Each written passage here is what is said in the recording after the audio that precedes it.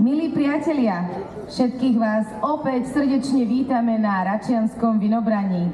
Na úvod nášho programu sa predstavia členovia ochotníckeho divadelného súboru Endorfín, ktorý pôsobí pri miestnom úrade v Rači.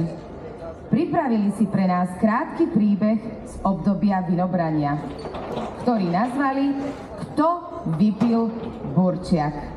Chcú vyčariť úsmev na vašich tvárach so spomienkami na tieto významné dni. Milí priatelia, divadlo Endorfín.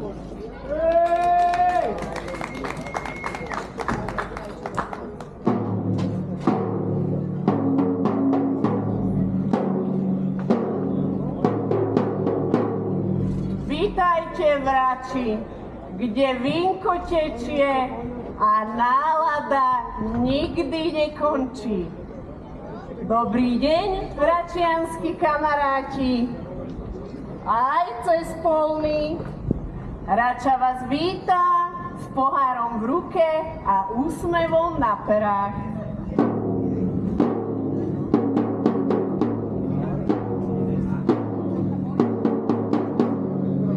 Počúvajte, čo sa tu okrem iného medzi ľuďmi povráva.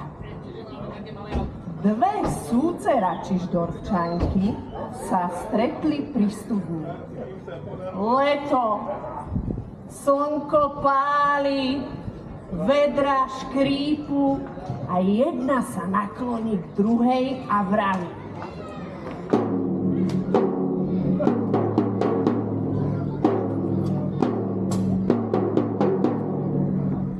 Tebe je veru sveta žiť, máš muža aj frajera.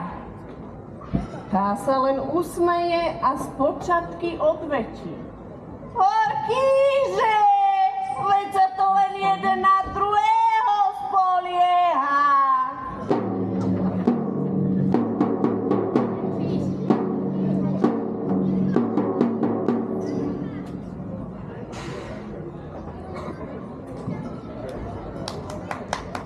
Ale deti moje, robota čaká, makáme, hrozno sa samo neoberie. Ja dávam pozor. Niekto musí dohliadať na kvalitu. Myslíš na kvalitu sedenia, Jožko? Už ti trčí z tej stoličky ten oný koreň. Ale niečo vám poviem, počúvajte. V bývalom Račišdorfe bola prehliadka o nádorových účinkoch alkoholu. Mišo sa vracal z družstevnej pivnice domov aj so svojou ženou Ančou a vraví: Stará moja, čo to je za svinu ten alkohol? Preto my zostaňme pri tej našej dobrej, poctivej Frankovke. V poslednej dobe som tiež toho veľa prečítal o škodlivosti alkoholu. A čo si z toho zobral? No, ja som radšej prestal čítať. Mami, ja musím zdokumentovať vinobranie na Instagram. A zdokumentuješ aj tú fľašu, čo si včera vyliala na koberec? To bol pokus o umelecký záber. To nikomu nevral. A mamka, dostanem aj ja raz takého muža, ako je ocko? Samozrejme, dievka moja. A ak sa náhodou nevydám, dopadnem ako tetka Amalia z Račišdorfu. Veru tak. Stará dievka z teba bude. No to som teda dopadla. To som v peknej. Ja mám na to vinárskú múdrosť. Ak ti žena doma nadáva, že veľa piješ, nalej jej tiež. Bude pokoj v pivnici aj v manželstve. A čo si tým chcel povedať? No, vlastne ani neviem. Ty, Jožo, Vieš, aká musí byť pivnica, aby v nej dlho vydržalo víno? Nechám sa poučiť. Dobre zamknutá. A ja mám jeden... Počúvaj. No. Aký je rozdiel medzi ženou a vínom? Aký? Žiadny. Čím starší ročník, tým väčšia opica.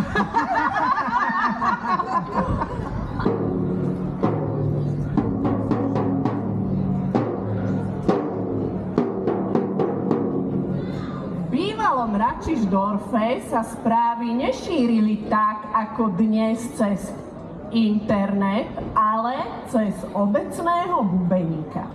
A ten raz zahlásil: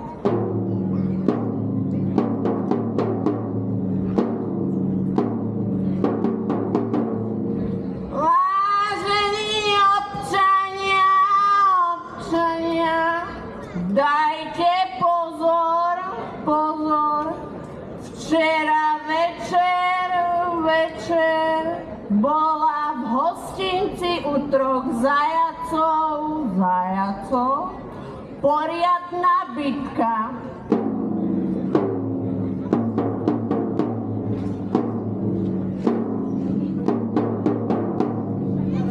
Poviem vám, veľká mela to bola.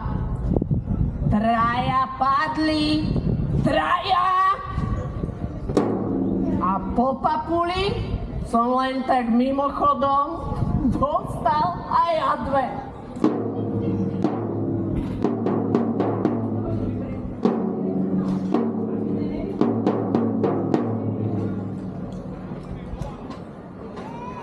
Jožko, včera podvečer som ťa videla vychádzať z hostinca. No pocho, predsa tam nemôžem sedieť celý deň.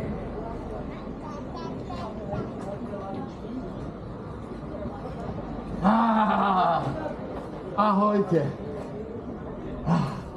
Všetko je v poriadku. Pozrite sa, ako rýchlo som pozbieral a to si myslím, že tak rýchlo by sme mohli zbierať hrozno aj my. Juro, a kde si ty našiel jablka? Ježišmária, a ty si našiel aj moju papuču. No. Ďuro, počúvaj. Počula som, že tvoj sused včera večer spadol do súda veľkého s vínom. To nie je pravda. A neutopil sa? Nie, potom ešte stihol 2 razy výjsť von zo súda, aby si do niečoho zahryzol.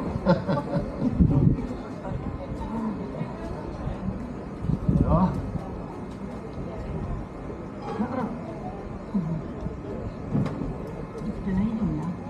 A či je len tá naša suseda riadna gazdina? Hovorím ti, jej páru. No nepovedz, a čo takého urobila? Včera ju poslal muž po doktora a ona vraj hneď aj truhlu so stolárom vybavila. To je šiku. No pán Boh zaplať, susedia. A na zdravie. Na zdravie. Prišiel som vám trochu pomôcť. Aj s výrobou burčiaku. Výborne.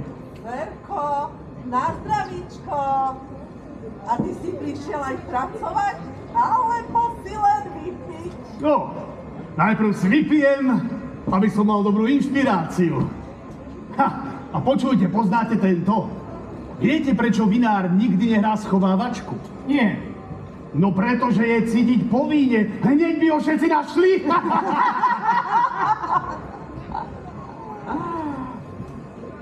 Poď, zatkaj.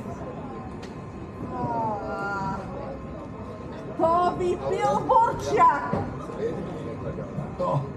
To je taký experiment vedecký.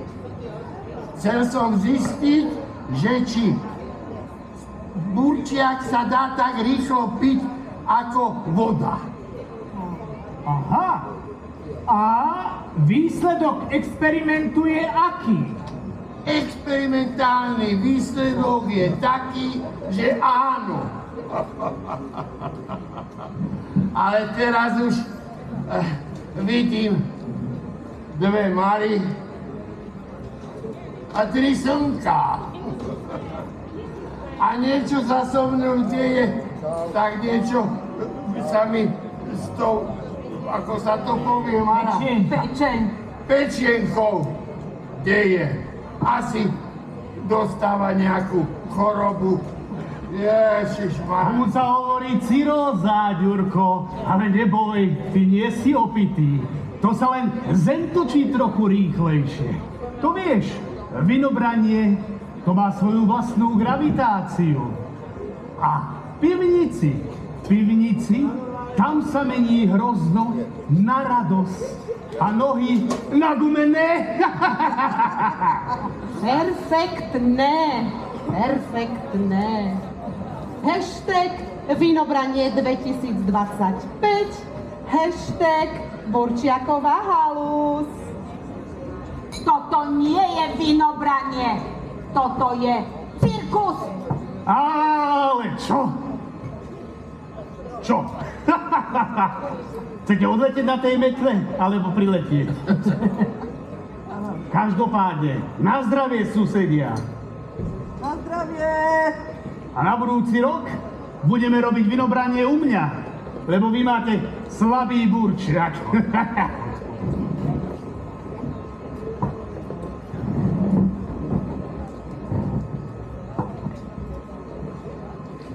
Ďakujeme, že ste prišli. A nezabudnite, láska je ako víno. Čím je staršie, tým je lepšie. A ráno má väčšiu opicu. Na zdravie! Na zdravie!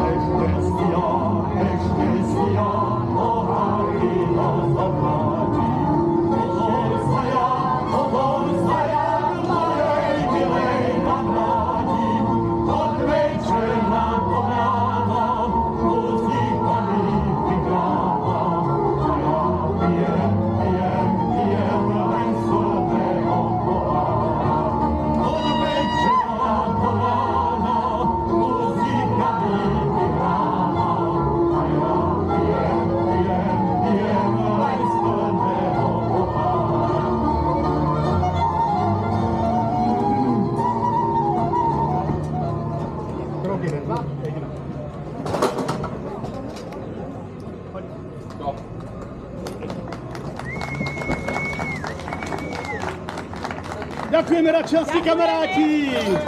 Aj cez polí! Sa opijete, a budete hrať.